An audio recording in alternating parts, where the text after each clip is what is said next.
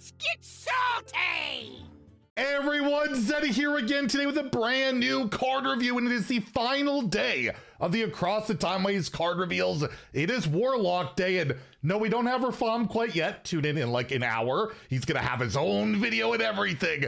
But we have a new legendary and a new mechanic. Yet again, self-damaging Warlock, and it's definitely different. I have no idea if it'll work out, but we're gonna review these cards. You wanna win these cards, we're giving away 2 regular pre-orders and 3 mega bundles. To enter that giveaway, like and comment in the video link down in the description below, the one with that thumbnail over there. Every 1,000 subs we get until next Tuesday. We're gonna extend it till next Tuesday. I'll add another mega bundle, so hit that sub button. Make me go broke. So we only have 2 cards to go over so far this morning, but my goodness, there are some implications with these.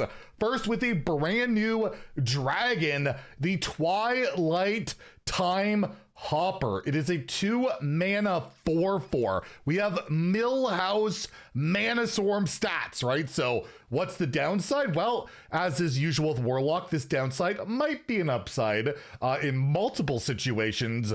With Battle Cry, you shuffle 2 Shreds of Time into your deck. When drawn, deal 3 damage to your hero. So self-damaging stuff, right? You get a 2-mana 4/4, and then you shuffle it 2 spells. It's like 0 mana, whatever, you know. When you draw it, it's gonna draw you another card afterwards, you know, the cast when drawn thing. You will take 3 damage on your turn, and we all know that Warlock, especially in Wild with the Demon Seed, likes self-damaging effects quite a bit. We have currently in Standard Hearthstone, so if you've taken a bunch of damage from Shreds of Time, you could possibly just heal it up for 0 mana. So there's a lot of like not so much drawback to self-damaging. Or maybe there's a way we can make our opponent take this damage, which we'll see with the legendary in a bit. But overall, I would anticipate seeing some more Shreds of Time cards later today. Not sure why we're revealing just one by itself, but that's what we're doing. There might be some more stuff to go with this, but yeah, you're gonna get 2-mana 4/4 dragon, which is just really good at 2-mana 4/4 with a downside you might not care about, right? Like taking that damage if you're an aggressive Warlock deck, you don't care, you might never draw those cards. Maybe it'll be good for you to take that damage. And then yeah, you got a big minion on the board. That could be pretty good. That typically hasn't been amazing in Hearthstone. We've seen a bunch of like 2-mana 4/4s and stuff with minimal downside, or even 5/4, the Demon Hunter guy back in the day. That did see play once it got buffed to a 5/4, but I don't know. We'll see how this whole package comes together. It's kind of hard to review. Maybe I should wait for all the cards to come out, but no, it's way more fun to talk about them as soon as they come out. But overall, I could see this thing working out. Overstated thing with possible upside, honestly, right? You make your downside and upside, you're just playing a 2-mana 4/4 with possible upside. So I'll give it a 3 out of 5 in Standard. I have an idea of what's coming later, and also the legendary to go with this. So maybe, just maybe it's these play. I don't see it taking the place of like Quest Warlock right now, to be fair, or like Egg Warlock, which are just, you know, kind of insane. But maybe this is a counter to those decks by being really aggressive. Warlock countering Warlock while countering Warlock while countering Warlock. Who knows? You never know. We'll give it a 3 out of 5 in Standard. And in Wild, I don't think the Demon Seed ramifications are really high. Like, yeah, I could play this and I could eventually just turn that damage into damage for my opponent, but typically the Demon Seed's about cycling a lot, is about just drawing, and there is self-damaging stuff. You want to get that quest done, but I don't think this is a great way of doing it, and you have other ways to win, right? So I don't see this being a Wild Demon Seed card, but the fact that we have yet another self-damaging type of deal for Warlock that can affect Wild is always spooky. So I'll give it a 2. I don't think it makes a Demon Seed cut or anything like that, but you never know, right? With the cards that exist already, the archetypes like a Demon Seed, despite being nerfed like what, 3 or 4 times, having a million other cards nerfed around it, is still like tier 1 in Wild, and it drives me insane. It makes me not want to play Wild still, and yeah, I don't see that changing that around, but I don't really see it making the cut. But I was saying you can make this an upside, right? How do we make this an upside? Well, we have a brand new legendary dragon for Warlock. They've had legendary dragons before. The Chronogar, a 6-mana 6/7, absolutely broken stats. for the cost. And now I like there's some other 6-7 meme that I don't understand because I'm an old boomer. So I'm gonna get comments in the comments down below like, oh, he said the thing. I don't know what the thing is. I have no idea, but I do know there's another meme now around 6-7 and I just think about ogre. Anyways, now I'll think about the Chrono Ogre.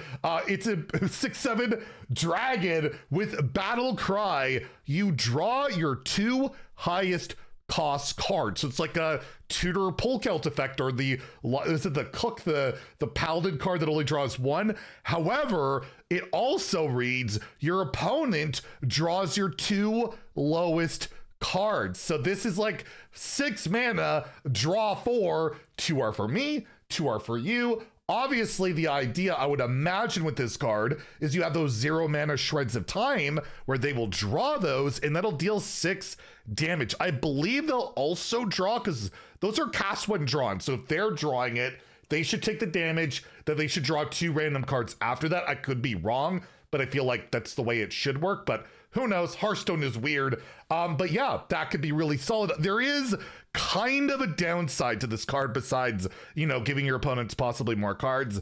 I just wonder, like, every Warlock deck right now runs Cursed Catacombs. If you haven't drawn that by now, you might just give your opponent Cursed Catacombs, which is such an insane card. So it's going to be kind of funky because 0 mana cards, right? That you kind of got to factor that in. If you haven't drawn your Cursed Catacombs, do I want to risk it? Like play Chronogar and then they get it? Or in Wild, they have Raise Dead too, possibly. So you have to be aware that, yeah, Warlock likes 0 mana cards right now, and they might have multiple of them. And I don't know how good you're going to feel if, like, yeah, I would draw my 2 Cursed Catacombs and I played this and then they draw those 2. This card also has no immediate board impact whatsoever, other than, I guess, damaging your opponent if they draw those cards.